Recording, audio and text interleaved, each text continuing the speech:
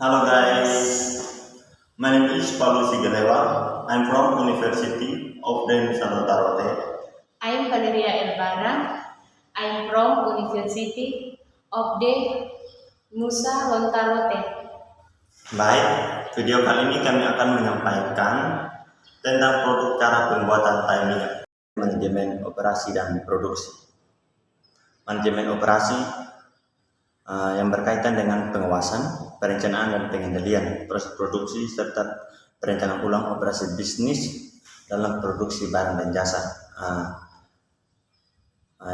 Itu contohnya yang berupa sumber daya manusia, dana, bahan dan alat yang digunakan untuk menciptakan dan menambah wawasan untuk kegunaan barang dan jasa. Sedangkan manajemen produksi adalah sistem penataan yang mengatur produk menjadi produksi yang siap dipasarkan ke konsumen. Proses yang dimana kita mengolah bahan mentah menjadi barang jadi. Baik, kita masuk dalam fungsi manajemen produksi dan operasi. Tentu yang pertama itu perencanaan. Tentunya kita merencanakan suatu tempat di mana kita memproduksi barang atau tempat pembuatan produk. Yang kedua itu perorganisasian, tentunya di mana sekelompok orang yang bekerja sama agar menghasilkan produk yang baik untuk mencapai tujuan atau keinginan kita. Jadi yang ketiga itu penggerakan. Penggerakan itu di mana seorang atasan yang menyuruh bawahannya agar mengawasi bawahannya untuk bekerja sama dalam pembuatan produk yang sudah kita susun dari awal sesuai dengan keinginan atau tujuan kita bersama. Sekarang kita masuk bagian pengawasan. Pengawasan itu mengawasi proses awal pembuatan produk hingga pada akhirnya, dan kita juga mengambil keputusan atau tindakan agar nanti yang dibuat tidak mengkhianati hasil. Baik, kita masuk dalam unsur-unsur manajemen. Yang pertama, MEM atau manusia. Contohnya seperti manusia yang mempunyai kemampuan yang bekerja dalam kebutuhan produk sehingga berguna bagi diri sendiri. Masyarakat atau kebutuhan, tentunya kita membutuhkan tenaga kerja yaitu 2 orang. Yang kedua, money atau uang. Contohnya untuk membangun usaha kita tentunya membutuhkan modal untuk membuka usaha agar mencapai tujuan yang diinginkan. Jadi modal awal yang dibutuhkan di sini sebesar 150.000. Yang ketiga, metode. Contohnya dalam pembuatan tae minyak tidak membutuhkan langkah-langkah pembuatan tae minyak sehingga mencapai tujuan. Material, contohnya bahan-bahan yang dibutuhkan seperti kelapa, air, bokor, saringan. Yang kelima, mesin, contohnya parut, wadah, dan sutet. Ini yang keenam, marketing. Contohnya setelah sudah jadi barang kita buat tentunya mempasarkan ke konsumen. Jadi baik, kita masuk dalam proses pembuatan tae minyak. Seperti pada gambar di atas, dari kelapa sehingga menjadi tae minyak. Baik, kita masuk dalam proses awal memasak tae minyak.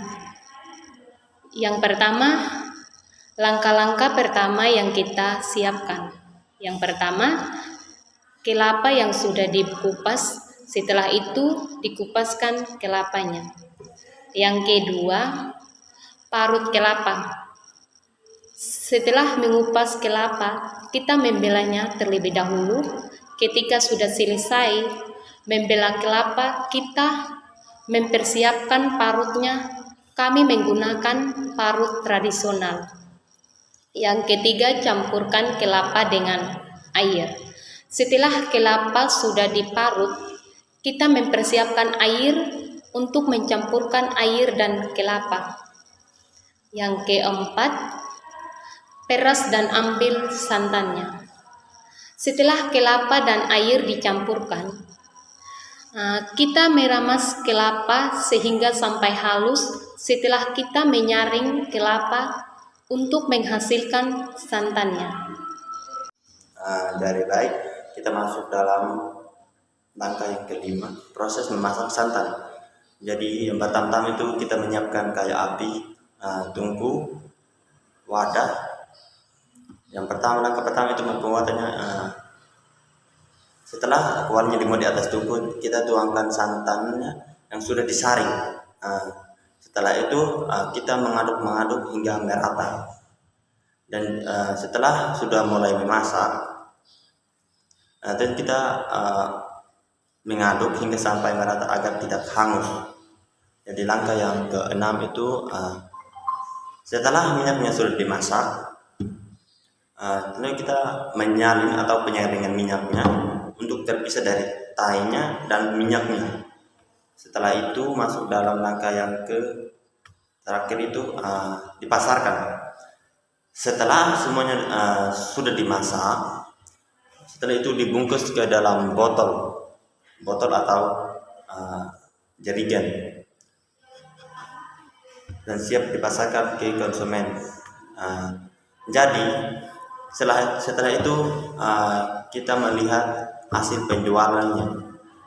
Jadi modal awal itu sebesar 150.000, alat dan bahannya itu kelapa itu sebesar 50.000, wadah sebesar 50.000, parut kelapa itu kita menggunakan parut tradisional, sedangkan sutel sebesar 15.000. Air kita membutuhkan air, jadi kita mungkin tidak perlu mengambil air karena mungkin di rumah sudah memiliki air atau keran. Yang kedua itu bokor sebesar 35.000, kayu mati sedikit dicari hutan atau di tempat terdekat, bisa juga kita membeli. Tungkunya kita membuat tungku dari batu. Jadi total pengeluaran sebesar 150.000. Jadi keuntungan yang didapatkan per bulan itu sebesar 4.500.000. 4.500.000 itu dikurangi dengan pengeluaran, jadi laba bersihnya itu 4.350.000.